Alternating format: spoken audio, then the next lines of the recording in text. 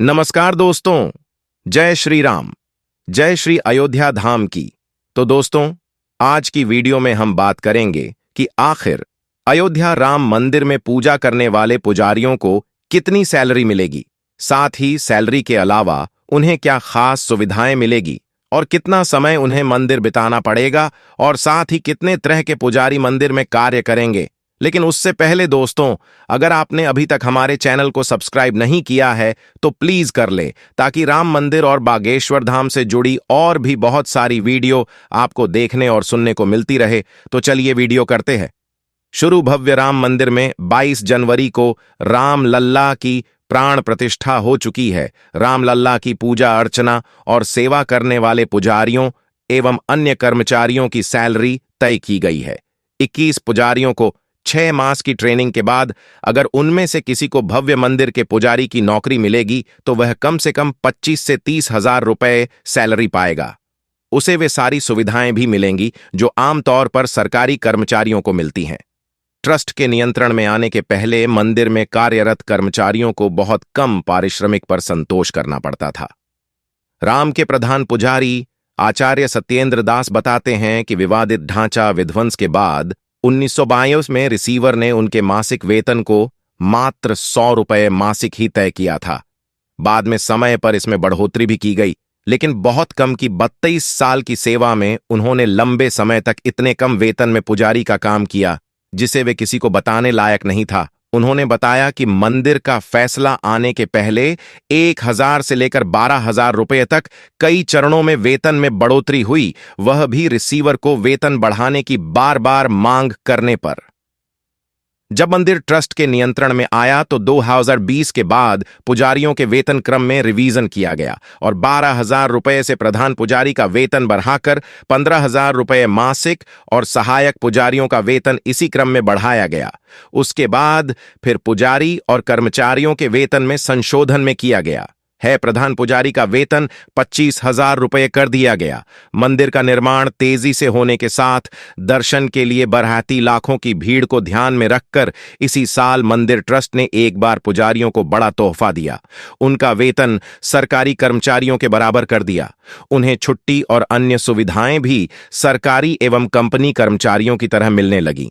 वेतन में अपग्रेडेशन कर प्रधान पुजारी का वेतन 35,000 रुपये, सहायक पुजारियों का वेतन प्रत्येक को 33,000 रुपये मासिक और भंडारी एवं कोठारी का मासिक वेतन बढ़ाकर 24,000 रुपये कर दिया गया है।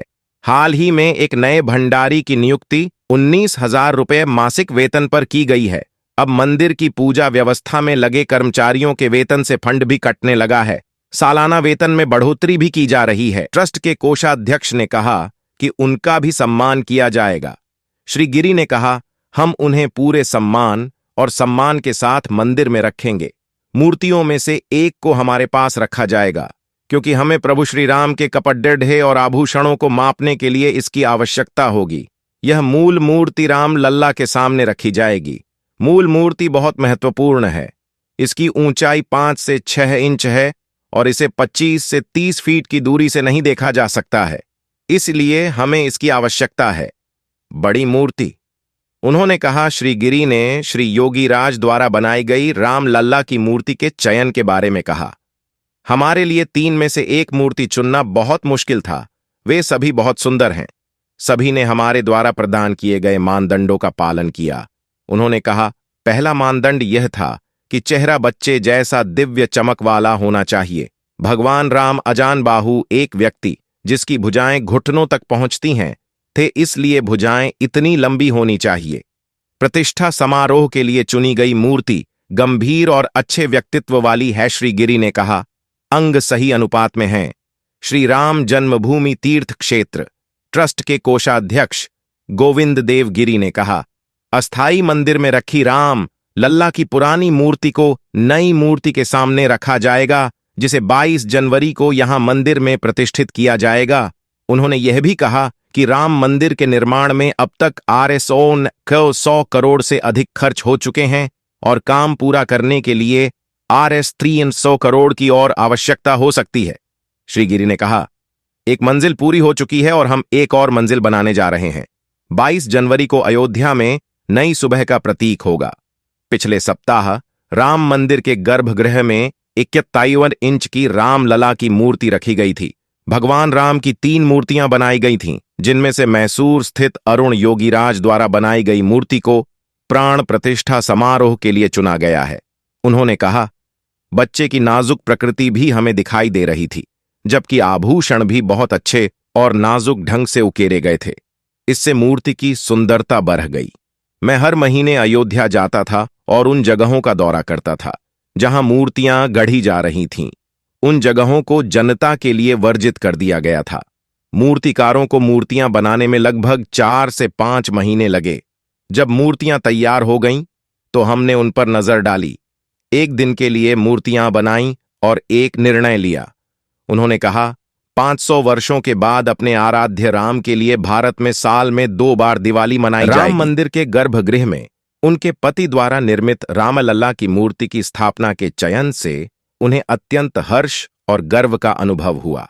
उन्होंने कहा, हमने कभी नहीं सोचा था कि ऐसा होगा, परंतु अरुण की प्रतिभा असाधारण है। उनकी कलात्मकता को विश्व भर में पहचान और प्रशंसा मिलनी चाहिए। तो चलिए अब बात करते हैं मूर्ति की विशेषता के बारे में और मूर्ति के निर्माण शैली के बारे में। यह मूर्ति श्यामल काले पत्थर से बनी है और इसे मैसूर के कलाकार अरुण योगीराज ने तैयार किया है। रामलला की मूर्ति में देवता को 5 साल के बच्चे के रूप में चित्रित किया गया है, जो उसी पत्थर से बने कमल पर खड़ा है। मूर्ति का वजन 200 किलोग्राम है और इसकी ऊंचाई 4/4 फीट और चौड़ाई 3 फीट है। 51 इंच की मूर्ति कृष्ण शिला पत्थर से बनाई गई है, जो HD कोटे और मैसूर जिलों में प्रचुर मात्रा में पाया जाने वाला एक प्रकार का पत्थर है। अपने काले स्वरूप के लिए प्रसिद्ध इस पत्थर को भगवान कृष्ण के समान रंग के कारण कृष्णशिला कहा जाता है। श्री राम जन्मभूमि तीर्थ क्षेत्र के महासचिव चंपत राय ने बताया कि भगवान श्री रामलला की जो मूर्ति बनी है, वह 5 वर्ष के बालक का स्वरूप है। उन्होंने बताया कि मूर्ति 51 इंच की है और रामलला की मूर्ति का निर्माण काले पत्थर की गई है। रामलला की मूर्ति में भगवान के कई अवतारों को दर्शाया गया है। क्यों खास है? रामलला की मूर्ति में उपयोग हुए पत्थर। रामलला की मूर्ति के निर्माण में इस पत्थर का उपयोग करने के पीछे एक वजह यह भी है कि जब रामलला का दूध से अभिषेक होगा, तो दूध के गुण में पत्थर की वजह से कोई बदलाव नहीं होगा।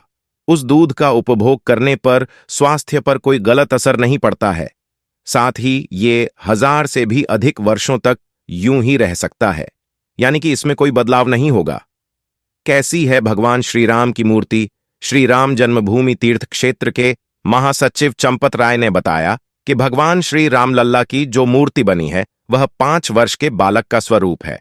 उन्होंने बताया कि मूर्ति 61 इंच की है और रामलला की मूर्ति का निर्माण काले पत्थर की गई है।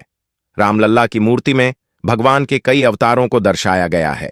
साथ ही भगवान राम की बाल अवस्था की मूर्ति के पीछे बहुत से कारण और तथ्य छिपे हैं, क्योंकि आपने भी देखा होगा कि भगवान राम की मूर्ति देखने में बिल्कुल आकर्षक और भव्य नजर आ रही है। साथ ही जितने भी लोग प्राण प्रतिष्ठा में आए थे, सभी में रामलला की मूर्ति का भव्य स्वागत किया और सबने आकर्षक बताया। साथ रामलला की श्यामल मूर्ति के बारे में जिक्र भी किया और प्राण प्रतिष्ठा के बाद से ही वहां पर रामलला के दर्शन करने वालों की लाइन भी लगने लग गई है।